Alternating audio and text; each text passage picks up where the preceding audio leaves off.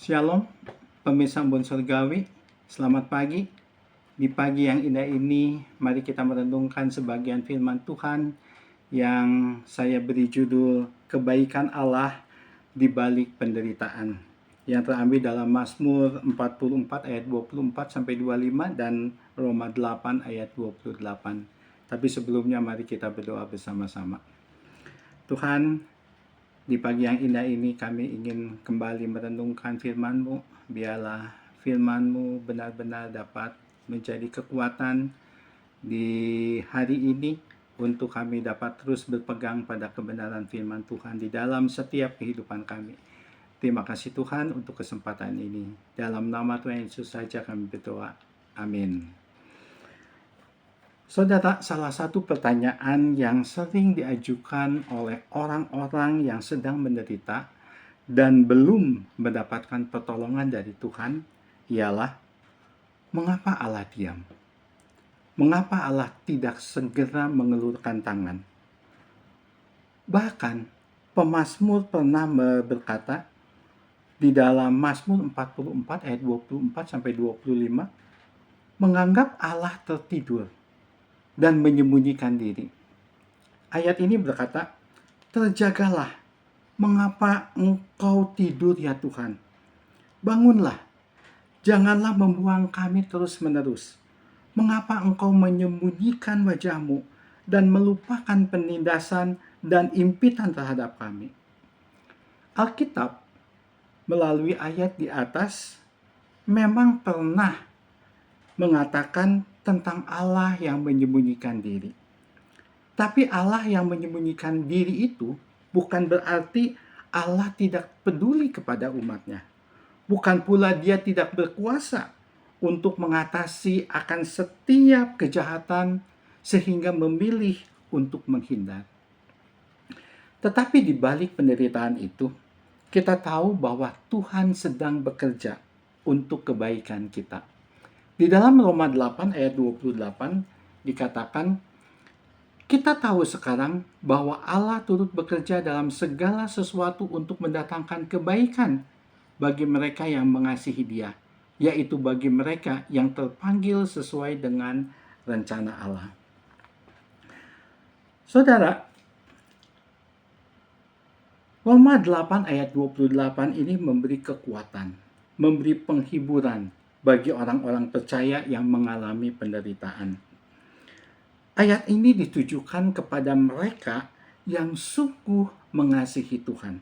Sekali lagi saya katakan, ayat ini ditujukan kepada mereka yang sungguh mengasihi Tuhan.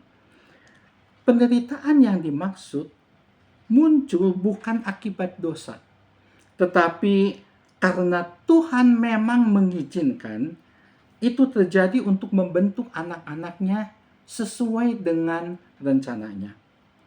Ini menjadi sukacita bagi kita karena penderitaan yang kita alami belum tentu berakhir buruk, melainkan dapat mendatangkan kebaikan.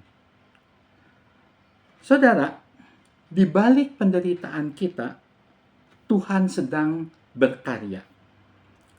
Penderitaan dan sukacita merupakan dua sisi koin yang tidak terpisahkan di dalam kehidupan manusia.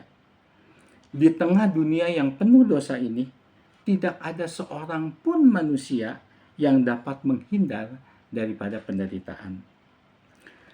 Saudara, apa kebaikan yang dapat diperoleh orang percaya pada saat Tuhan mengizinkan penderitaan itu terjadi dalam hidup kita? Ternyata ada beberapa poin yang kita bisa ambil.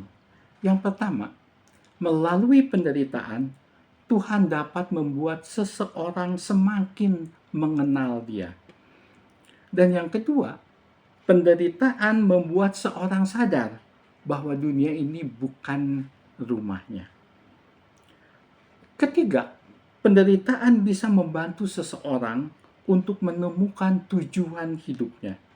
Dan yang terakhir, penderitaan dapat membentuk seseorang untuk tumbuh dewasa menjadi serupa dan segambar dengan Tuhan. Saudara, Ayub adalah salah satu tokoh di Alkitab yang merasakan kebaikan Allah di balik penderitaan yang dihadapinya. Ayub diizinkan Allah untuk dicobai iblis, sehingga hidupnya melarat dan sengsara. Namun, di balik penderitaan itu, Tuhan bekerja mendatangkan kebaikan baginya.